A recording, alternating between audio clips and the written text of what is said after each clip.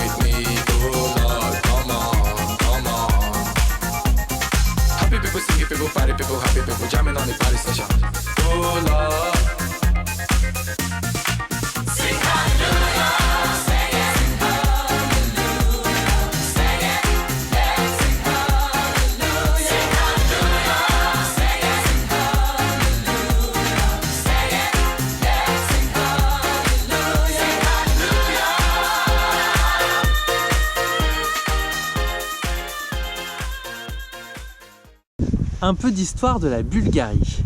Les premiers habitants du pays, ça va être les Thraces. Après les Thraces, il y a eu l'Empire romain. Puis après l'Empire romain, ça a été le royaume bulgare qui a été ensuite conquis par les Byzantins. Une fois que les Byzantins ont terminé leur empire, on a eu les Ottomans. Et une fois que les Ottomans ont disparu, ça a été la République communiste de Bulgarie avant de devenir la Bulgarie qu'on connaît aujourd'hui, qui fait partie de l'Union européenne. Donc beaucoup d'influences à la fois orientales, à la fois européennes, à la fois slaves. Et derrière moi, vous avez un tombeau de Thrace. Et la légende raconte que ce tombeau serait même celui d'Orphée. On est arrivé sur l'ancien site Thrace de Perpéricon, qui a été habité à partir de 4000 avant Jésus-Christ, donc plus de 6000 ans d'existence, d'où son état assez mal conservé. On célébrait ici Dionysos, qui prédit un avenir glorieux à Alexandre le Grand, et j'ai oublié de le citer, Caius Julius César, s'il vous plaît. Alors je sais pas ce que ça vaut, mais on essaie de faire notre petite analyse. On voit des trous dans la roche, on devait probablement insérer des bûches pour faire des charpentes. On voit vraiment en fait l'ancien espace pour probablement le sanctuaire. Là on a des trous, c'était sûrement des tombes. Enfin bref, c'est un peu le jeu du petit archéologue. Et comme il n'y a pas de panneau, et encore une fois comme on n'a pas payé beaucoup d'argent, même Wikipédia ne nous aide pas trop. Mais la vue est superbe, il s'est arrêté de pleuvoir et on a vraiment tout un terrain de jeu rien que pour nous.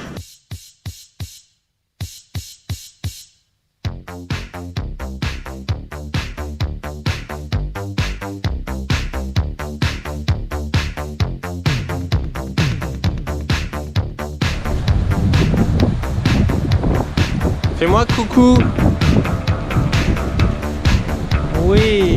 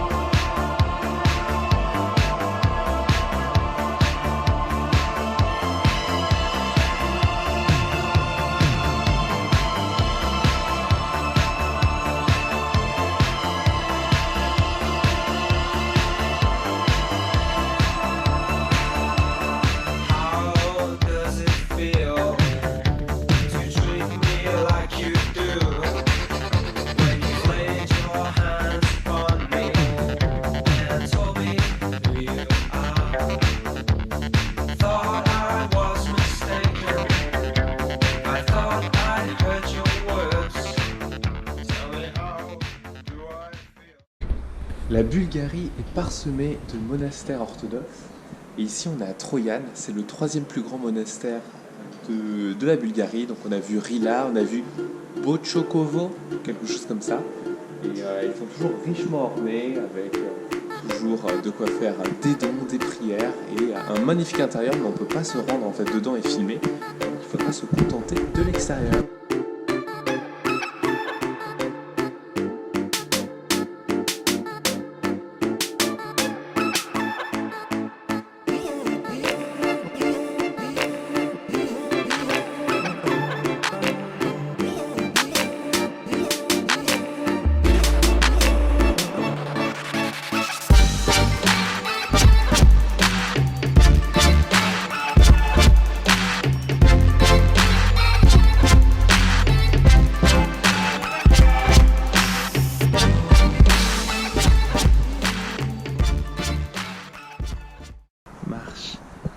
tout à fait normalement. Avec Fédé, on arrive à la forteresse d'Assen. Si vous pouvez voir derrière, c'est Plovdiv avec la plaine des Thraces. Direction plutôt l'Europe. Et de l'autre côté, on est tourné beaucoup plus vers l'Orient avec la Grèce, la Turquie. Et on est sur un petit vallon qui relie les deux avec une vue quand même plutôt sympa. D'où la forteresse qui est en contrebas pour protéger la vallée.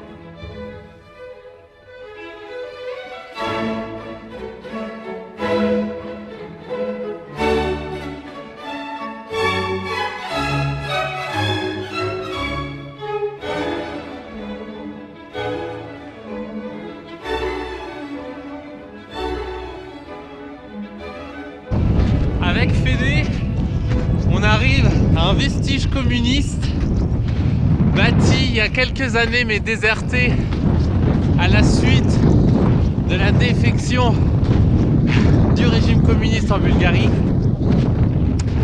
Et il n'y a absolument rien. Bref, on marche, destination